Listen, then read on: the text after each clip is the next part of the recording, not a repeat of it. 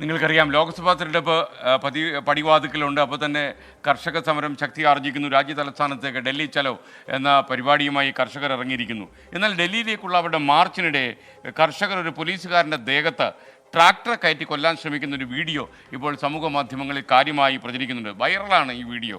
ഈ ദൃശ്യങ്ങളിൽ യാഥാർത്ഥ്യമുണ്ടോ? നമ്മൾ അന്വേഷിക്കുന്നു.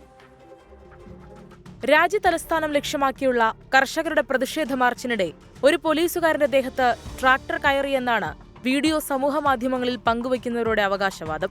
റോഡിൽ തടിച്ചുകൂടിയ പ്രതിഷേധക്കാർക്ക് നടുവിലൂടെ ട്രാക്ടറുകൾ വരുന്നതും ഒരാളുടെ ശരീരത്തിലൂടെ ട്രാക്ടർ പാഞ്ഞു കയറുന്നതും ഒരു പോലീസുകാരൻ പരിക്കേറ്റ് റോഡിൽ കിടക്കുന്നതുമാണ് വീഡിയോയിലുള്ളത്.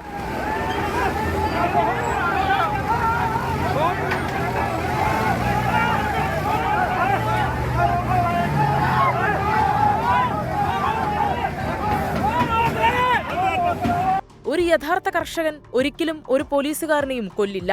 കർഷകർ എന്ന് അവകാശപ്പെടുന്നവർ പോലീസുകാരനെ ഇടിച്ചു വീഴ്ത്തിയിരിക്കുന്നു. കർഷകരുടെ വേഷമണിഞ്ഞ് സമരം ചെയ്യുന്നത് ഖലിസ്ഥാൻ തീവ്രവാദികളാണ് തുടങ്ങിയ തലക്കെട്ടുകളോടെയാണ് വീഡിയോ പ്രചരിക്കുന്നത്. ഫാർമേഴ്സ് പ്രൊട്ടസ്റ്റ് 2024 എന്ന ഹാഷ്ടാഗും വീഡിയോയ്ക്കൊപ്പമുണ്ട്. സമൂഹമാധ്യമങ്ങളിൽ വ്യാപകമായി പ്രചരിക്കുന്ന ഈ വീഡിയോ യഥാർത്ഥത്തിൽ ഡൽഹിയിൽ നടക്കുന്ന കർഷക സമരത്തിന്റേതല്ല. ലങ്കോവാളിൽ കർഷകരും പഞ്ചാബ് പോലീസും തമ്മിലുണ്ടായ സംഘർഷത്തിന്റെ ദൃശ്യങ്ങളാണ് ഡൽഹിയിലേതെന്ന പേരിൽ പ്രചരിക്കുന്നത്.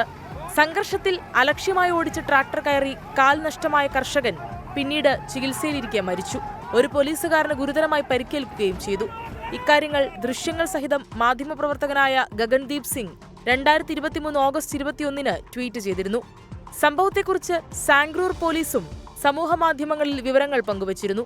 ഡൽഹിയിലെ കർഷക സമരത്തിനിടെ പോലീസുകാരനെ ഇടിച്ചിട്ട് ശരീരത്തിലൂടെ ട്രാക്ടർ കയറ്റിയെന്ന ആരോപണം വസ്തുതാവിരുദ്ധമാണെന്നും 2023 ഓഗസ്റ്റിലെ വീഡിയോയാണ് 2024 ഫെബ്രുവരി മാസത്തിലേതെന്ന പേരിൽ പ്രചരിക്കുന്നതെന്നും ഇതോടെ വ്യക്തമായി.